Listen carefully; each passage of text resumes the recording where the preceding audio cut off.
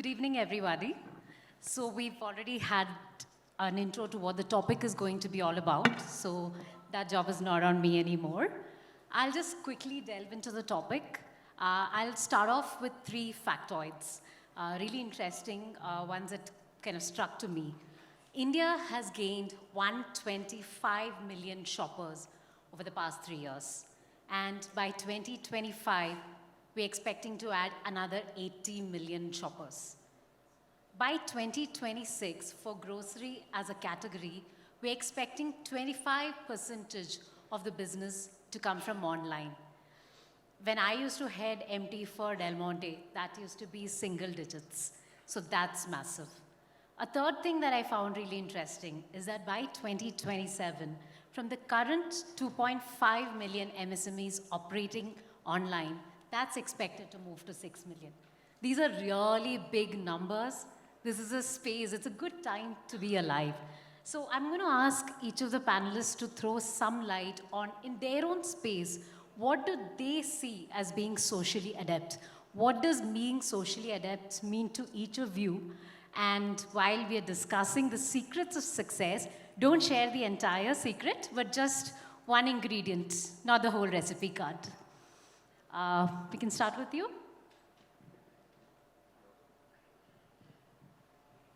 Yeah, okay, cool. So hi, my name is Shameek. I run a company called Farmizen. And for us, socially adept has 2 angles. Being good at social media is one. And then also, building a business which has a social ROI beyond just the financial ROI part of it, right? So, I mean, for us, it's very clear.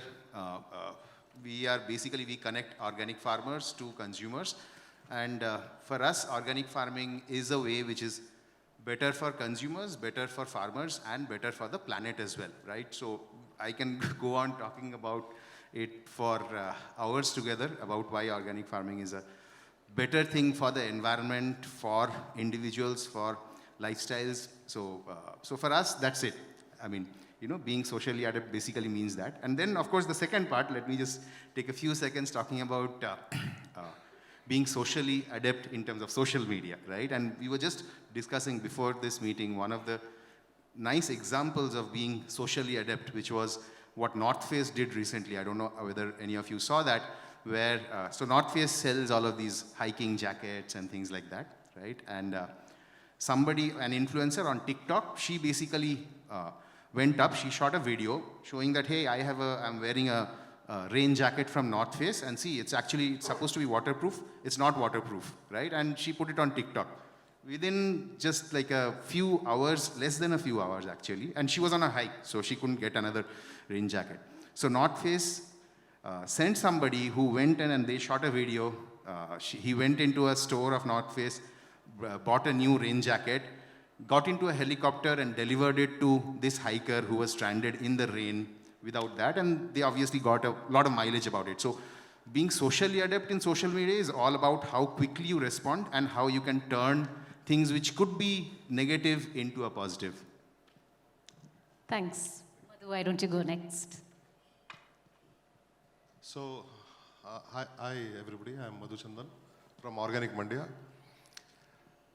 We started Organic Mandya, we never had any intention. All we wanted to do is, when I came back from US, I had seen a lot of farmers undergoing a lot of pain.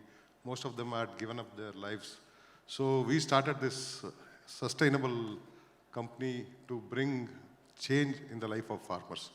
So because of our good deeds, good causes, customers accepted us, customers took us. So you all won't believe that we have not even spent a single rupee on sales and marketing to date. As I speak, we have not even spent a single rupee. So the customers have taken us there. So you define customer acceptance as the secret to success. Yeah, I always, for me, when we started, there is if you are from South Bangalore, you should be knowing about Vidyarthi Bhavan. And if you go to Malleshwaram, you know about CTR. These 2 places make the best dosa.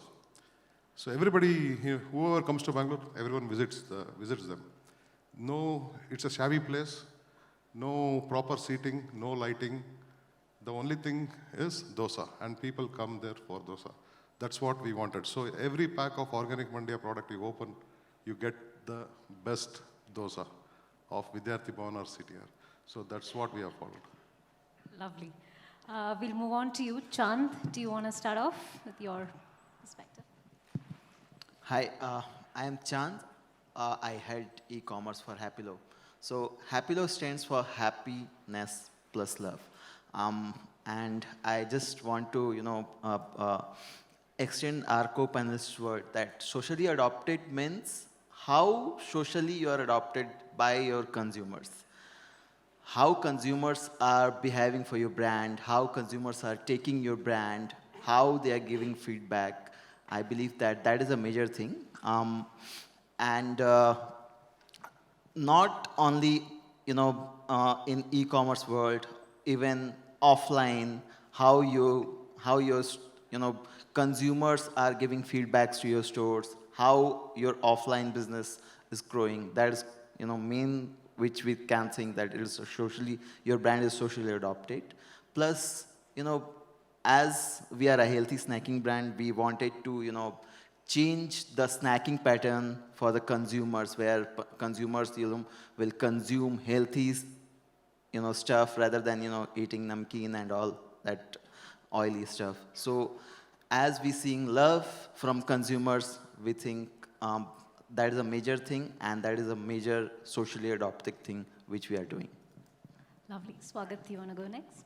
Hi. Hi, I'm Swagat. I started a company called Smytten. So it's a product discovery and product trial app. We work with almost every FMCG brand in the country you can think of. And for us, the whole idea of it started that, like what you were saying, that almost 200 million new users will come to online. How do you kind of bridge the experience gap where they watch what they used to kind of experience in offline retail earlier? How do they kind of experience it at the comfort of their home, and how do they make the right decision? So that's the problem we are solving for. Moving on to your question, again, I will kind of, so before starting this, I was with Google. So I spent about half a decade answering these questions from many of the brands and many of the partners. And that time, being socially adept was getting a viral video right. Everyone wanted a Gangnam video or, I don't know, pineapple, and there are a lot of things that was kind of going around. That was the early age of internet, right? And we have like gone into many very senior level marketing meetings and come out with a brief that, okay, please help us make a viral video. And I think from there, the definition has changed quite a bit because the world has evolved, the users have gotten a lot more mature. Now I think being socially adept means being a part of the daily conversations of the consumer across the multiple channels the user today is exposed to in the online world. And second is being responsive enough and talking to that consumer back. And for that, what today you need to think about is how do you get your content strategy right? Because the algorithms have evolved quite a bit. And again, kind of I was at Google and I follow technology a lot in terms of what algorithm updates Google is having, what Facebook is doing in terms of their new innovations, in terms of targeting AI and all that. So right now, if you see, every platform today is getting a lot more personalized with AI coming in and kind of with the generative AI coming in further and all that. Gone are those days where you could kind of create one video and say that, hey, I will put in advertising money and then kind of I will get the desired result. So it's about finding your micro cohorts. It's about finding your voice, what you want to talk about. And it's about consistently being there on those platforms through continuous content generation. And if you have solved for this, I think the rest of the things will follow the suit.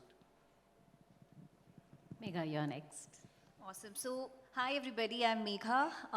I have been doing FMCG marketing for the longest time. So 13 years in FMCG marketing across Cavan Care, Unilever.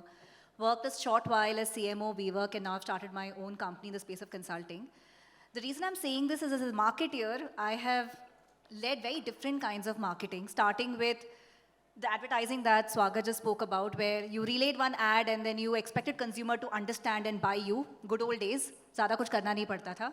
Now, socially adept is like having a conversation that you have on dinner table with your family. Same thing with your consumer, because somebody's ordered something not happy and complaining on Facebook. Or somebody's bought something really happy and appreciating it on Facebook or Insta or wherever. So it is a very, very live consumer interface right now. So a socially adept brand to me is a brand which is actually making those meaningful connections, conversations with the consumer, because it is not a monologue anymore.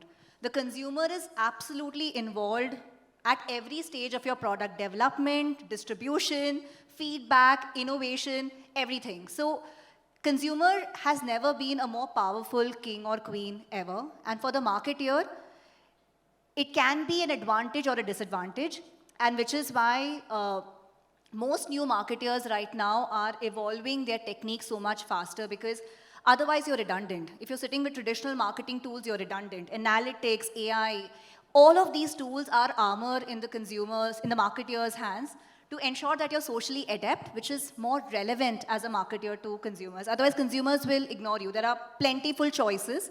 The market has never been more competitive and consumer favorable. So socially adept is a characteristic that every brand needs to have in their DNA. I don't think there's any way without it.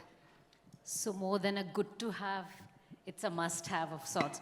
So I'll pick that note with you, Megha, with my first question on the note of what it means as a brand lead. Earlier, at least when, right out of B school, or when, at least probably even 4 years back, for a brand manager or a brand, the first thing that came to mind as to what you're defined by or what are the first headlines of your scorecard of sorts, it used to be your brand P&L and your market share. That defines a brand of sorts. But I think to pick up the thread from what you just mentioned, how is that evolving? How is that scorecard looking different now? I'm sure there are lots of marketers in the room, and at some point you guys would have gone through the interview process, and the questions itself have evolved across board. I don't think a brand manager, a marketing manager, a CMO is just handling the traditional marketing function ki saal mein 2 ad kar diye, promotion kar diye. Your job is not just demand generation. Let me keep it extremely fundamental. It is customer experience, and that's a really big piece today.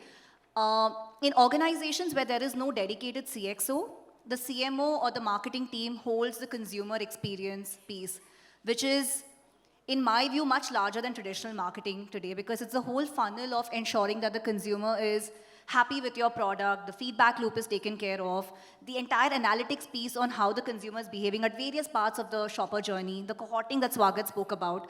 So that piece is really large, which is never on the scorecard. And it is not just, while market share, etc., will always be a really big piece, you are fighting for consumer wallet share, mind share. You're talking about metrics which are more digital right now. How often are people talking about you? So one of the metrics that young companies use that can't subscribe to Nielsen, I would like to know the answer if anybody knows. How would you judge your market share as a company if you can't subscribe to Nielsen, etc.? You would look at search volumes on the brand, for example. People are just searching for category, brand, and that's a very good indication of how your metrics are changing. So everything from traditional marketing has changed. The way you did marketing has changed. The way you evaluate a marketer's job has changed. So there's lots. And there's so much more learning happening every day for a marketer. I think the job has become tougher and so much more responsibility for a marketer, because you're holding consumer voice and experience, everything in the room. So it's a big job. And the scorecard is only getting bigger. Scorecard with multiple lines, right, Megha? Yes.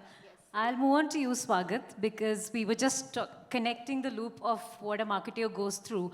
And I used to head experiential marketing, and in my mind, for brands, irrespective, you don't have brands which are very, very well penetrated, sometimes, especially in this era. So big challenge of that has been, how do you reach the shopper? How do you get them to experience you?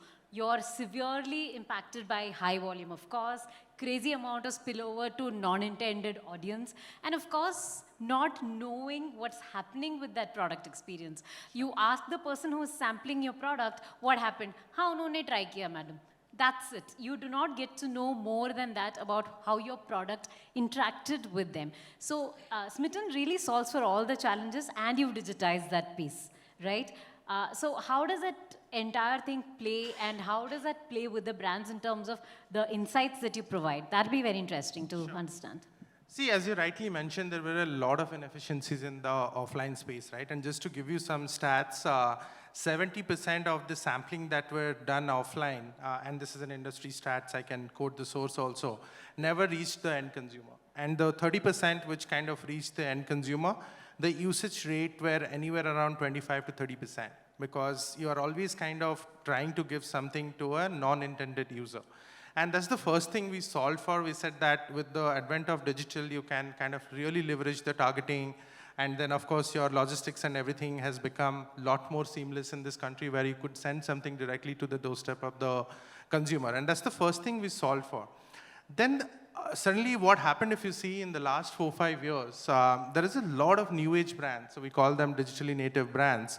Just to give you a sense, since 2017, just in the BPC segment, there are roughly 3,500 new brands that have been launched. Just I'm talking about BPC segment. If I include F&B, health and wellness, and a couple of other categories, the number would touch about 6,000 brands. Now with this so much of brand proliferation, how do you get noticed? And on the demand side, which is again where the consumer today is interacting with the media, that is not becoming easier even, because again, another stats, typical consumer today scrolls through 400 feet of thumb content every single day, 400 feet of thumb content. And in that, when you're showing an ad, even if you're using the best of the digital tools, you're basically saying, vying for a 1-inch space in that 400 feet of thumb scroll. So in this whole context, we said, one, first of all, you need to understand and you need to talk to an audience who really wants to experience your product, right? And that's why we said, okay, we're going to kind of take a very pull-based approach to sampling, because sampling always has been a push-based strategy, that I will decide where to sample, who to sample, I will figure out the channel. We said, let the consumer choose what they want to do. That solves, honestly, 80% of the problem, because you kind of show the consumer a plethora of choices, then let the consumer choose, and let them personalize what they really want to try. And then you layer technology in terms of understanding the consumer preference. And that's where your AI, ML, a lot of your learning in terms of what the consumer is doing every day on your app, that kind of comes in. We almost kind of capture every session log, and we process like terabytes of data every single day.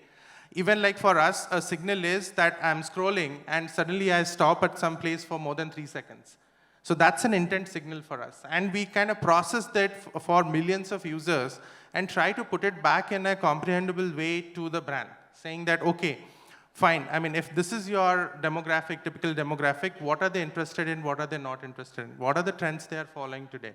And this is all of this data is not only just coming from our app also, because we also are big advertisers on social platforms and all. So we're able to pull in a lot of insights and put in a kind of a very comprehensive view of what's happening from a consumer perspective in their interest area across categories. So that's what we are solving for the brands. Sure, lovely.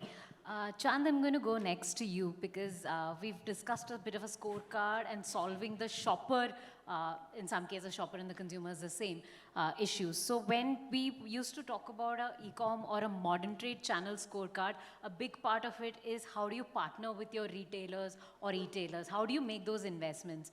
So when I used to be a key account manager, my conversation is, we'll take this gondola, we'll take this FSU, we'll take this. But now the shelf is moving to a screen, right? So how are your conversations on how do you want to grow with your partners? How does that change, and how is your conversation with your brand teams to see what's the best thing that you can do for your brand? That's a really nice question, as Megha said, that nowadays how we see any brand or, any keyword where, you have plenty of searches and you have different ecosystem, like we have Amazon, Flipkart, Blinkit, Big Basket, and so on and so forth. So last time we did a really, really nice, collaboration with Flipkart where, you click your selfie and your avatar will, keep running, and he will be kicking, the junks, and he will be collecting the coins. And then that's how that for you particularly, we are going to custom tailored offer and products as per your, user behavior, buying pattern, or, searches results. So that is just an example. So how we measure, that, okay, this ad we run and how, is it efficient, good, bad, or ugly? So we are more, the brand like us or the person like me are more experimental, where we want to try anything which is being launched on a platform very first and see the results. So that was really, massive hit for that last year. So we see, okay, as Megha said that, okay, where you, in the whole searches, in whole ecosystem, which rank is your brand was earlier and now which rank you have having now, how many, searches you have gained, how much share of voice you have gained and all. Not only, e-commerce or, online stuff. So we integrate, our store, we have our own stores as well. So we integrate our digital, thing to our stores as well, where we, see, okay, this ad has, has good ROI or good, share of voice online. Can we put some screen at our stores and we can show that particular ad, or how we can do, plus the customization for that particular area. So we experiment a lot, then sometimes we also burn our hand and then learn, and then, this learning goes on and on and on. I really like that piece of trying out in online and then replicating it in offline. Usually used to be the other way around. My next question is to our organic experts. One aspect in my mind in terms of organic, one part is the raw material of sorts. And the way I define raw material is the agricultural space that's under the organic farming. And that's currently 1.5% and expected by 2027 as per Technopack to go to 4%. That's, I mean, I get that organic as a myth is debunked. It's there, here to stay, very relevant. But it's still too tiny in terms of the scheme of things, right? And if you just compare what percentage sale of, because we're all been speaking food, about 0.3% comes from organic. And that by 2027 is expected to go to 0.6. That's nothing much to speak about. And to compare globally, that's upward of 3.6. And US upwards of 5.8. So what do you think we need? Organic is important, people want to make that change, but what is needed to really drive that revolution in terms of making organic big? You want to start, Madhu? Yeah, so when you said US market is around 5%, so the population, it's roughly about 15 million people. So in India, you said we are about 1.5%. That's 15 million. So we are already the size of US market, right? We are already the size of US market. So, and there are very, very few trusted organic companies in India. There are many companies which says, I'm organic, but there are very, very few trusted organic companies in India. People are now realizing, people are now learning about foods. People are adopting organic this thing because of the rise in cancer. People directly link their food to chemicals. So definitely there is a huge, huge market. I think it will surpass, we are already on par with US market. When it comes to the population, we are on par. So the number of companies, competitors, organic competitors in US is more than in India. So definitely there is a huge market. I think we have to make people more aware of this. Right, Shameek, what's your view on Yeah, this? so see, if you see organic kind of, like we have been at it since 2017, right? And we have seen the market evolve as well, right? And initially, like 7-8 years back, it was like, oh, organic, what is it about? What is the benefit of it? We didn't know. Even now, there is a huge gap there as well. For example, if I ask everybody in this room, right, what does organic mean to you? I can guarantee you that more than 90% will say no pesticides. But no pesticides is just one part of the iceberg. It's just the tip of the iceberg, right? I think as an industry, there are some mistakes that we have made. We could have been much, much bigger right now if we talked about the right things. For example, we should have been talking about nutrient density. People don't mind spending a little more money for food which is better for them. The problem that we have done as the organic industry is that we have played a lot more on the fear factor, etc., right? Oh, pesticides, pesticides, right?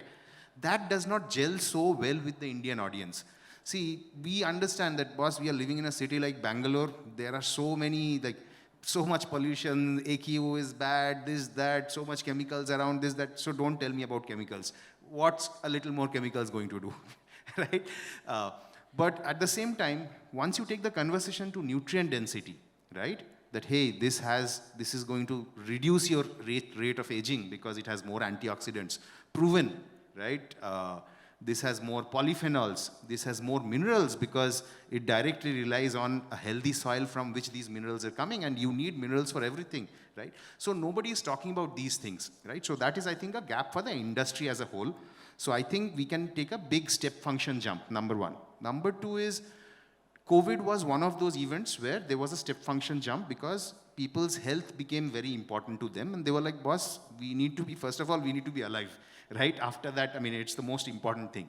So I think we saw a big spurt in demand during COVID across the industry as well. The second aspect, so we need one more step function jump like this, not another round of COVID, but what we probably need is, if you guys, I mean, this is something that we keep on talking to policymakers, etc., is that if you remember the Roj Khao Ande sort of ads, right? Or Pio glassful doodh, right? Which the milk and the eggs kind of. So I think organic as an industry, we need to kind of figure out how to get those sort of messages out. Or the recent mutual funds related stuff that we were seeing, right? Mutual fund sahi hai, right? So I think we need a national campaign like that to kind of take it to the next level. That could be the next step function for this industry, in my opinion. And the third aspect was that earlier, 7-8 years back, if you look at the funnel, right, there was a small set of people who were interested in organic. Even they would not find many things available, right? There was an availability issue. That availability issue has gone away right now, because if you go to any quick commerce app, Amazon, everywhere, you will see organic as a fairly front and center category. So I think the availability thing is not a bottleneck anymore. But this education part, there is certainly, we need to take a different angle. And the third most important piece is price. We all know as marketeers that Indian audiences are very, very price sensitive. And I mean, based on all our discussions with consumers, etc., what seems like that the magic point at which like we might see a big flip into organic in terms of consumption is probably a 20 to 30% premium above the regular price in general, right? Across many categories of organic. So that has not happened yet, but that actually will happen purely based on scale. So it's only a matter of time. As things scale, because a lot of this cost is not necessarily because of cost of production. Yes, cost of production is higher, but the bigger chunk is actually just the cost of logistics part of it, right? Because see, as somebody who's selling organic, right? Your farms, the farms that you're procuring from, they might be scattered all over. So that same truck is going to 3 different places, filling up only half the truck because of the demand. So suddenly your cost of first mile is high. Your cost of last mile is also high because organic, if there is an apartment complex with 2,000 people, maybe 10 of them buy organic milk, right? So the cost of last mile is also much higher for organic. So I think all of these get built up, which is why the cost is high. But these things get removed purely due to scale, right? And finally, a lot of us are still eating organic food because by default, a lot of India is still organic. You know, if you buy anything from tribal areas and things like that, right? Many of them don't even use fertilizers. If you go to some of the remote orchards, for example, in Himachal, where to get the apples out, they get mules. So they load it on mules. And we came across one situation where one of these partners, his mule actually fell off with a box of apples into the air, right? So there is no agri-input company going there and trying to sell them fertilizers and things like that. So there is a lot of default organic also in India, which is not yet certified. So that's the good thing. I mean, in general, the quality of our food is far better than what is there in US. That's why even if you buy any vegetables from a shop in Bangalore, you'll find it tastes much better than the bland, nice, huge looking, big, very beautiful looking vegetables that you find in the US, right? So I think we are already still in a much better shape. And as a consumer, I think Indians appreciate the zero chemicals thing quite a bit. I mean, it's kind of very inherent to us. So long-winded answer. Sure, don't worry. I think one interesting aspect that you mentioned, right, about the biomarkers and the nutrient density. I don't know if anybody's noticed this, but there was this write-up by Mr. Mariwala where he mentioned his physical age is about 72 and his biological age was 58, and he attributed it to his lifestyle. I'm yet to read whether it was organic lifestyle, but that will be interesting. That will give a big boost to the organic industry of sorts. I'm going to throw an open panel question now because we've discussed a bit about e-commerce, different kind of shoppers. We've talked about a different kind of a revolution in organic as well. Do you really see an opening or a next, do you see kind of ONDC like a UPI for e-commerce? It's an open panel question. Swagat, you want to start?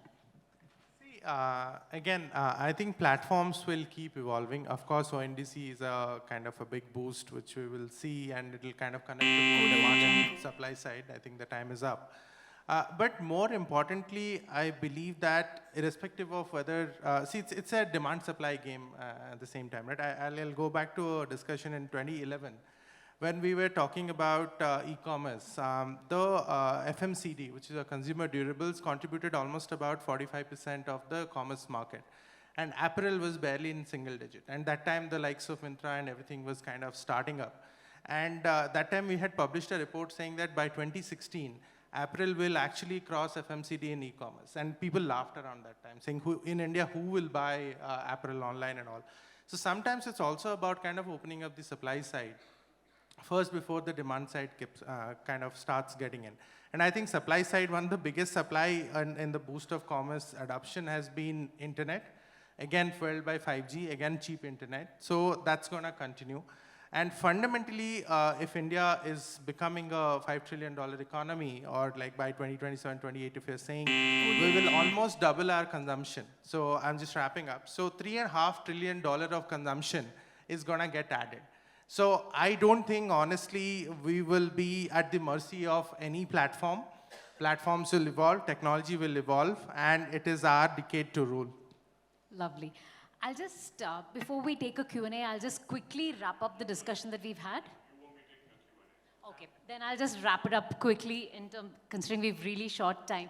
I really like that the single point of success that everybody's voice sort of echoed in terms of Socially-Adept, not too much of a P&L space, but essentially the shopper acceptability and sustainability angle, which is really great to hear.